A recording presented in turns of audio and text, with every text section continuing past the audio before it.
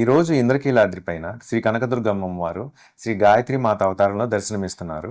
So అమ్మవారికి పంచముఖములు అనేవి ఉంటాయి. సో గాయత్రి మాతని వేదమాతని మనందరం కూడా కీర్తిస్తుంటాము. గాయత్రి మాత అంతేకాకుండా స్పష్టతకి జ్ఞానానికి కూడా సంకేతము.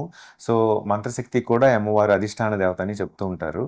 సో ఈ గాయత్రి మాత మనకి క్లారిటీ స్పష్టత ఎలా ఇస్తుందో మనం కూడా మన స్పష్టత క్లారిటీని పెంచుకోవాలంటే ఏం చేయాలంటే ఒక చిన్న హెల్త్ టిప్ ఈరోజు మీకు చెప్తున్నాను. సో ప్రతిరోజు ప్రతి ఒక్కరు కూడా ఉదయం ఒక 5 మినిట్స్ ప్రాణాయామం అంటూ చేస్తుండాలి. అంటే గాలి బాగా డీప్గా తీసుకొని అంటే ఊపిరితిత్తులు ఎక్స్పాండ్ అయ్యేలాగా గాలి బాగా తీసుకొని వదులుతూ ఉంటే స్వచ్ఛమైన ఆక్సిజన్ మన శరీరంలోకి ప్రవేశిస్తుంది. ఎప్పుడైతే ఆక్సిజనేషన్ అంతా బాగా జరుగుతుందో మన శరీరానికి కొత్త శక్తి, నూతన ఉత్తేజం అనేది వస్తూ ఉంటాయి. దీని మూలంగా మెదడు యొక్క కాన్సన్ట్రేషన్ పెరుగుతుంది, క్లారిటీ పెరుగుతుంది. సో ఈ విధంగా అమ్మవారి ఆశీస్సులు, అంతేకాకుండా విజ్ఞానం కూడా మీకు నిరంతరం ఉండాలని ఆశిస్తూ మీ doctor Nagashankar, neurosurgeon, Raghavendra hospitals and లీలాకార్తి.